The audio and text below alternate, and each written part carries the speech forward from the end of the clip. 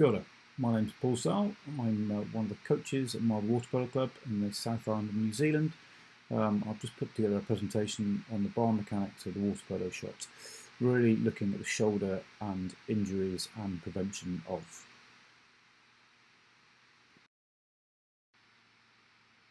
So the outline for today's talk, it's going to be about 25-26 minutes long.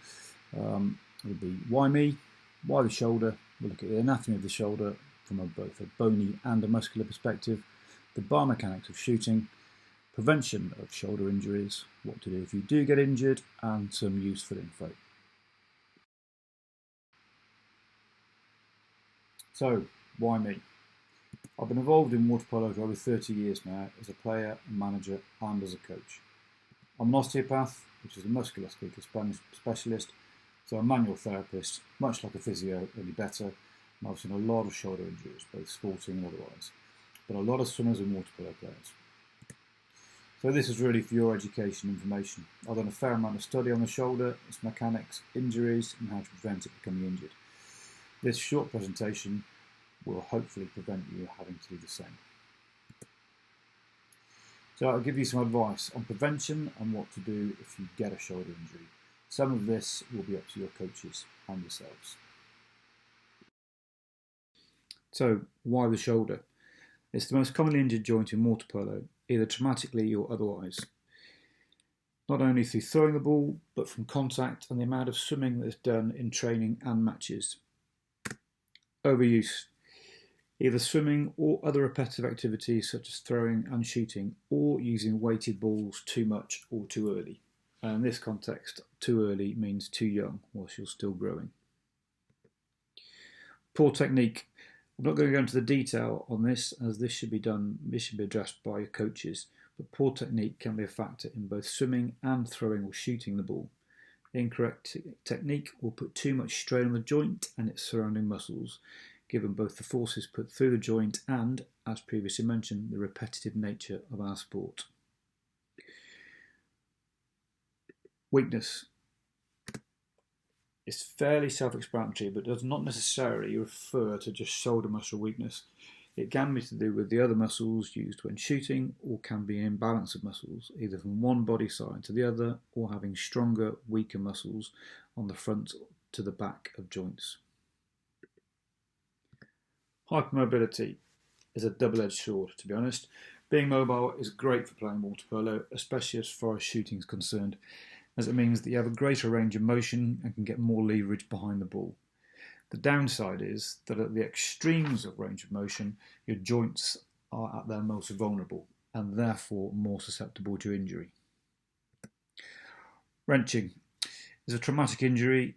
It's more likely in hypermobile players, but not exclusively. It can either be wrenched by another player or, more rarely, by poor technique when shooting. It's more likely to result in a tear of the muscles or damage to the ligaments. So how is it different from other throwing sports? First off, other throwing sports have contact with the ground, so baseball, softball, cricket, and therefore have a more stable base to throw from. They also have a smaller ball, which makes gripping it and therefore throwing it easier. Basketball, which has a similar sized ball, is invariably passed or shot with two hands and is not thrown with anywhere near the same velocity. So, what structures can get injured? Muscles, tendons, bursa, ligaments, cartilage, or in extreme cases, bone. The latter three will be more likely as a result of trauma. I'm just going to briefly go into each of these structures just to give you an idea of what they are if you don't already know. So muscles are soft tissue structures that contract, that's to say they shorten to move joints. They also work as they lengthen in opposition to other muscles to control joint movement. In the shoulder's case, some of the muscles also have the additional role of providing stability. Tendons are non-elastic structures that attach longer muscles to bones. They transmit the force created by the muscle to the bone or joint. Bursae are thin, fluid-filled sacs that provide a cushion between muscles and tendons and bones to prevent friction. That's to say, stop them rubbing against each other. Ligaments are similar in structure to tendons, but attached from bone to bone and provide stability to joints. As previously mentioned, ligaments in the shoulder are assisted by some of the surrounding muscles. Cartilage is a smooth structure that coats the surface in joints. It acts like a padding and helps the joint move smoothly.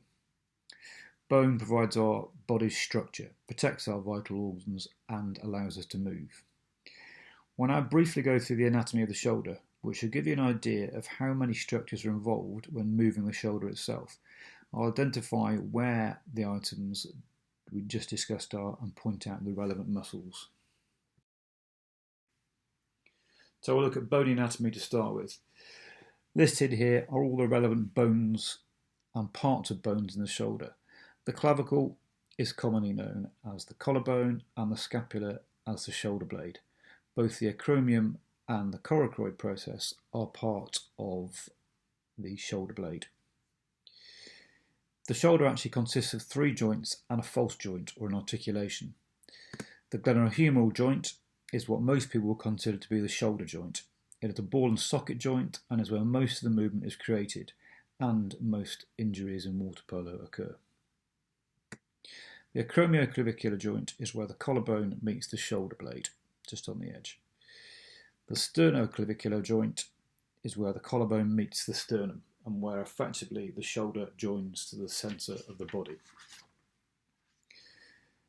The scapulothoracic joint is not considered to be a joint but is an articulation. As the shoulder blade moves around the rib cage, the 3 other joints allow for greater movement within the shoulder girdle than would be allowed by the glenohumeral joint on its own. So, muscular anatomy. This slide shows all the muscles of the shoulder girdle from the front. All but 2 of the muscles shown here are used when shooting. The other 2 might be if you make a noise or nod your head while shooting.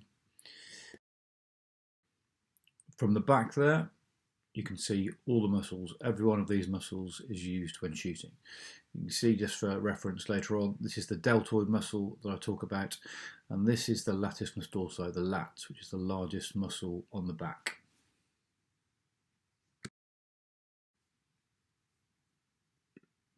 So this slide shows the rotator cuff muscles. You've got supraspinatus across the top here, infraspinatus, and then teres minor at the bottom there.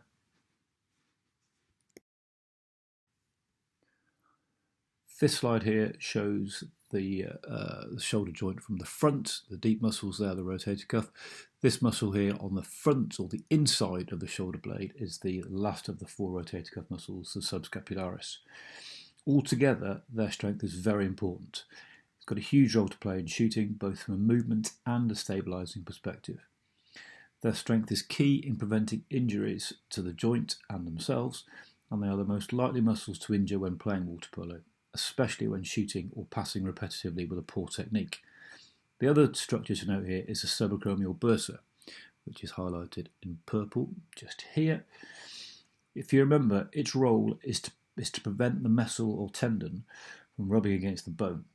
If the bursa becomes inflamed or thickened, normally in a swimmer or water polo's case, due to repetition of poor technique, the bursa will pinch instead of slide and can create pain in the shoulder, both literally just here and also down into the upper arm, especially when using the arm above the head. So the muscles used.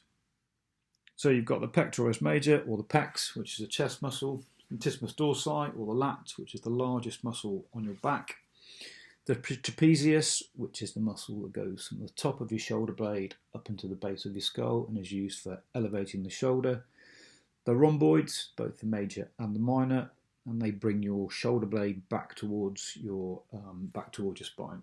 So that's almost like a rowing motion. The deltoid, which is the larger muscle on the outside of the shoulder and looks effectively like a shoulder pad when you see it on the slide. And you've got the 4 rotator cuff muscles, the biceps for the front of the arm, which bends your arm upwards, and you've got the triceps at the back, which straightens it. You've also got the oblique muscles, the abdominal oblique muscles, and the core, so that includes the abdominal muscles, and they rotate and bend the trunk. Finally, from the upper body's perspective, the wrist flexors, which are the front of the forearm and allow your wrist to flex, so bend forwards when you're throwing or passing the ball. Now I've got legs there in bold.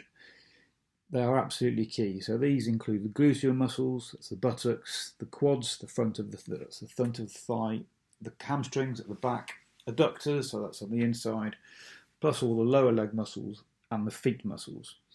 Whilst the focus of this presentation is on the upper body, the legs are possibly more important as they provide as much of the propulsion in a shot. Without good legs, you do not have a good shot.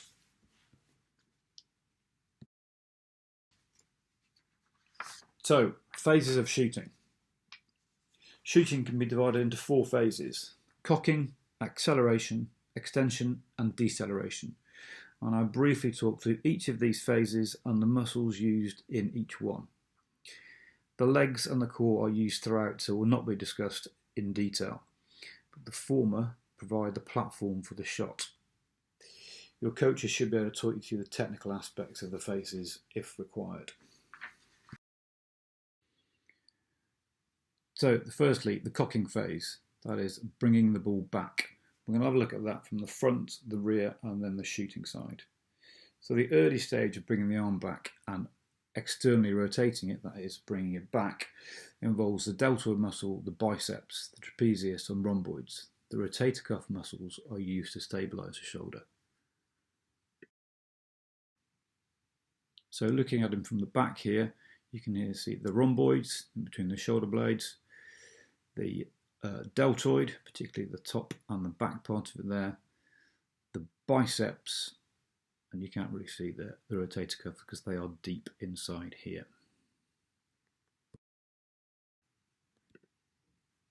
So, cocking phase still from the right hand side, as you can see, just see the biceps at the top there and just the top of the deltoid. So the acceleration phase. The legs initiate the uncoiling and rotation of the torso, which is then transferred and accelerated up through the back and the shoulders. The abdominal muscles and the obliques, seen here and just on the other side here, contract to provide further forward propulsion. The pecs at the front here, the lats just down the side there, and the front portion of the deltoid bring the arm forwards. The wrist flexors then start to bring the ball forwards, and at this stage the arm is led by the elbow. The triceps at the back of the arm here then starts to contract to straighten the elbow. Just looking at the acceleration phase from slightly further forwards, as you can see he's leaning more into the water, still using those same muscles, and still the elbow should be leading. And that's just the final part of the acceleration phase. Again, still the same muscles involved. You can really see the lats coming into play there as his arm is going up. The extension phase. So the triceps muscle continues to contract and moves the hand and ball past the shoulder and the elbow as the arm straightens into the front of the body. This adds to the forward velocity of the ball. The wrist flexors continue to contract.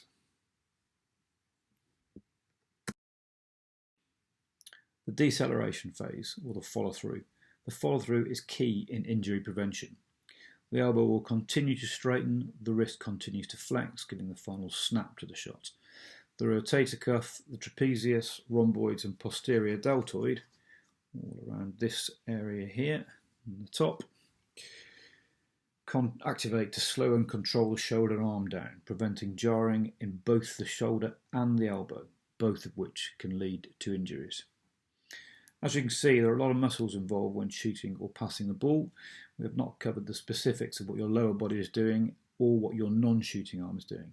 The reason for that, other than the fact that they're at least double the length of this talk, is that they are not commonly injured. So, what can we do to prevent injury other than improve our technique? Having said that, the best way to prevent injury is by improving your technique. Use your whole body, not just your shoulder. The majority of players I see with shoulder injuries tend to have what can be described as a very shouldery technique. That's to say, most of their force goes to the shoulder. They're not using their body correctly to rotate through, and they're not following through. So outside of that, do not overstretch the shoulder, especially if you're hypermobile. Remember what I said earlier on? You need to be mobile enough in your shoulder for it to go through the range required for shooting, but no more. The shoulder is an inherently mobile joint. It is not designed for weight bearing or stability. Warming up. Split into two. Firstly, a nice easy land warm up. There is no need to overdo it. Most injuries do not occur when not warmed up. They occur when you're tired or fatigued by using an incorrect technique more often than not. Warm up in the pool. First off, get in and swim. Nice and easy, and build up the pace. Get the balls in, build up the passing. Shorter to longer passes, gradually increasing the power. Once you've done that, you can then get in and shoot. Do not get straight into the water and try to knock the back of the net off. As much from a mental perspective as anything else, ease into it and think about your technique. Strengthen the core and the legs. Do this both on land and in the pool. The value of land training, just circuits will suffice at a younger age, cannot be understated. If swimming, water polo are your only sports, then you need to do weight-bearing exercise to strengthen your bones. Circuits will add a different challenge to your body, as well as improving cardiovascular fitness. Strengthening the stabilising muscles, that's the rotator cuff. This is really an injury prevention measure. Having stronger rotator cuff muscles will not make your shot any more powerful. In fact, studies have shown that strengthening all the muscles we have mentioned by doing weights does not necessarily make for a more powerful shot. That's what a better technique does. What it does is performing the technique itself, as it targets the muscles and joints in the correct way, which is very difficult to replicate in the gym given the complex and whole body nature of the shot. One option to increase strength would be to add extra resistance after performing a shot, either a weighted ball or a resistance band. I would caution against the weighted ball at too young an age though. Alternatives on land would be to use one of Tony Azevedo's power flex cords or a resistance band. And I'll show you some exercises later. So here are a few examples of some rotator cuff and shoulder strengthening exercises. All you need for these is a resistance or exercise band. One band is called a TheraBand. You can get these from either a local osteopath, physio or other manual therapists, or from a fitness store or somewhere like Torpedo 7. They come in various different thicknesses, which are different colours, which denotes how the different levels of resistance they provide.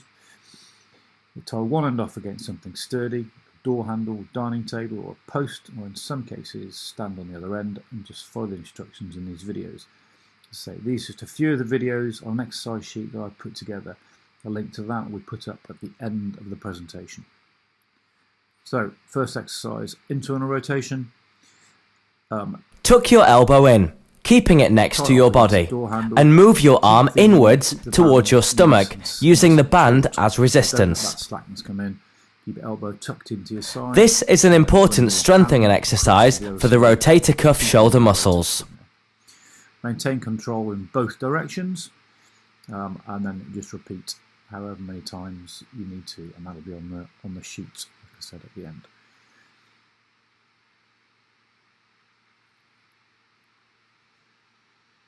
Tuck your elbow.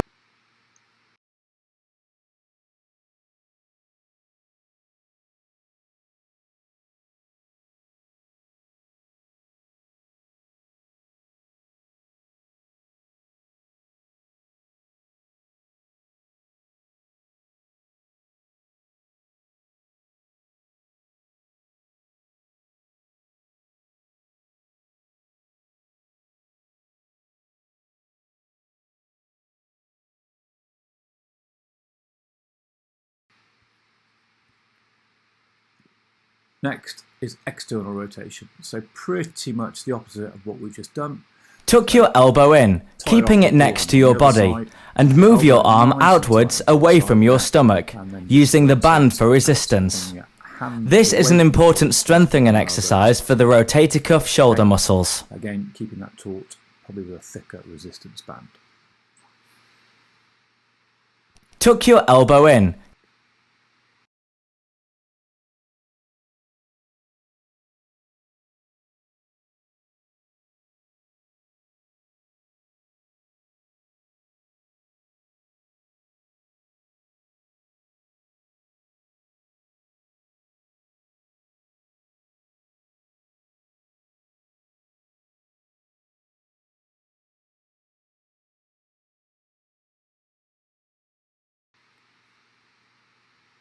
Next up, abduction. So that is taking the arm Place away an from exercise the body. band under your So in foot this case, and lift the other end towards the side of your body.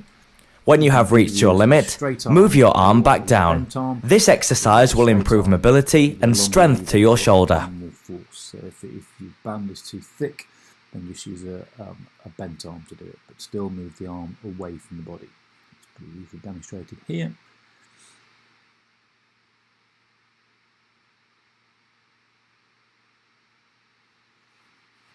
Again, no tension, no slacking off in our case, just keep that tension up all the time.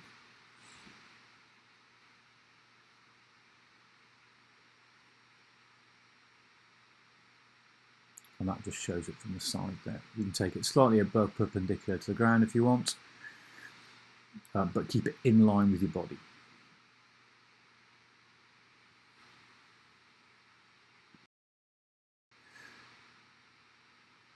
So next exercise is not a rotator cuff strengthening exercise, and I would like it done slightly different for water polo players. You see there again, it's pretty slack. Gently perform a throwing movement using the band as resistance. This will help improve mobility, coordination, strength and function to your shoulder. Lunge or like a proposal position, and make sure that you rotate your body backwards and then rotate right the way forwards using your core, and also in our case use that final bit to flex your wrist, which, as I said before, gives you that final snap in your shot.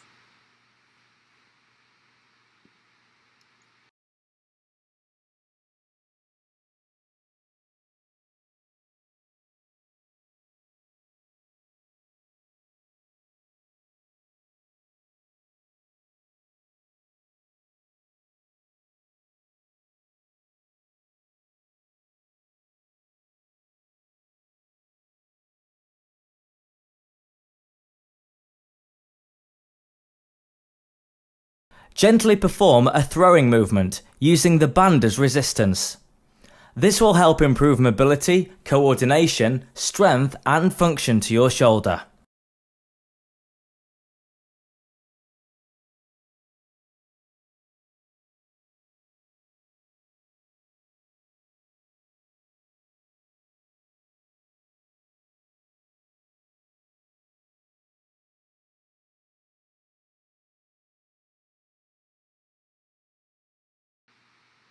Last one of the TheraBand exercises for the rhomboids. Now this can either be done Sit on a chair and fix an exercise band to something solid in front of you. Grasp both hands on the end of the exercise band and pull your elbows behind your body. At the same time, squeeze your shoulder blades together. By performing this exercise, you will strengthen the mid-trapezius and rhomboid muscles situated next to the shoulder blade to help posture and shoulder blade stability. Shoulder blades in together.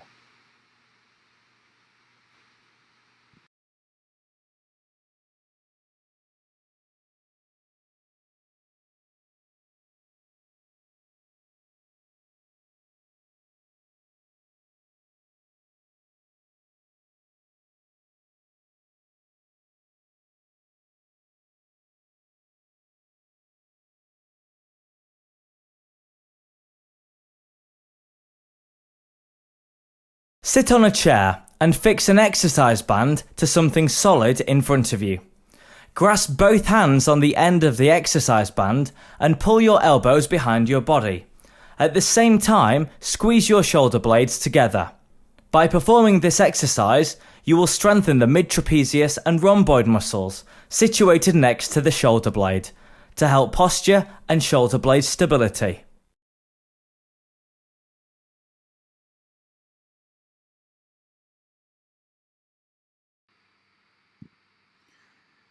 So, in addition to practicing passing and shooting themselves, here's an example of an easy way to strengthen the rotator cuff muscles in the pool.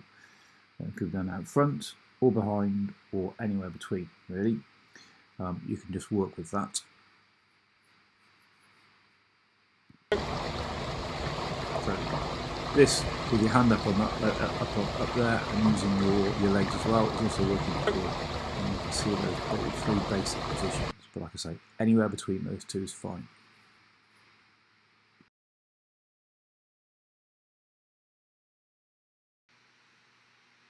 So, what to do if you injure your shoulder? If it's sore, or it feels inflamed, or you have any sharp pain, in the first instance, I get some ice on it. Put ice on the top of the outer part of the shoulder. Remember what I described as the shoulder pad over that sort of deltoid area. You might find if it feels bad, you're getting pain going down into your upper arm, but still remain with the ice on the top part of the shoulder. If you need to take out anti-inflammatories, well, I would seek the advice of a pharmacist for that. Rest it. And when I say rest, it's relative rest. Don't sit and do nothing. Do not hold your arm like a broken wing. By that I mean don't nurse it next to you, because that can lead to more problems. Avoid painful activities. Don't use it. You can always work your other arm. I've done studies recently to show that when people have been recovering from right shoulder operations and they can exercise their left shoulder, that actually helps through brain pathways to help to strengthen the other shoulder. Keep the joint mobile within its pain limits. As I said before, do not hold it like a broken wing. Move it passively. What I mean by that is like a pendulum. You can swing your arm and keep it nice and loose, but don't be bringing it above your head. If pain does persist or it's problematic to lie on that side, seek professional advice. I would go and see an osteopath, a physiotherapist, maybe a good sports doctor or a GP. Some GPs are quite well versed in this sort of thing, but I would seek some professional advice. So, what have we learnt? So we know how and why the shoulder gets injured, what anatomical structures are involved, what the different phases of shooting are, how to prevent the injuries, and what to do if you get injured. So, if you go to the link at the top here, the shoulder strengthening exercise sheet, that has all those exercises that I showed you earlier, plus a few more. It will also give you an idea of how many reps to do, how many sets, and how often you should do them. It's downloadable as a PDF from the Marble Water Polo website. Second thing is 6-8 Sports, which is an app-based training tool with tens of videos. Got loads of drills and land-based exercises, and it's run by Tony Azevedo and Maggie Steffens. It's got some really good information in there, and all of it's video-based, so it gives you good demonstrations of it. And finally, if you want to know more about more to do with shooting, I mean, it does cover some aspects of the injuries, but if you go to Water Polo Planet and just search for articles by Jim Solomon in the main, not exclusively him, he's known as the Shot Doctor. But it's a really great resource. Certainly for me, not much demonstrations on there, but quite a few pictures, and it really does break down the shot very well. So, quick thanks. Agnes, thank you Agnes Takacs from La Marana Photography. She took all the photos of Agost, who's the main model, and you can find her on Facebook at that link. Obviously, thanks to Agost, and thanks to Scott for sitting in for the in the pool exercises. So, any questions? Tricky one, really. Obviously, you can't ask me any questions now. Either get in touch with your coaches, and they can get in touch with me, or just get in touch with me either via my business, which is Marble Osteopathy and Massage. Just send us a message, or via Marble Water Polo. Hope that's been useful. I'll see you in the pool sometime.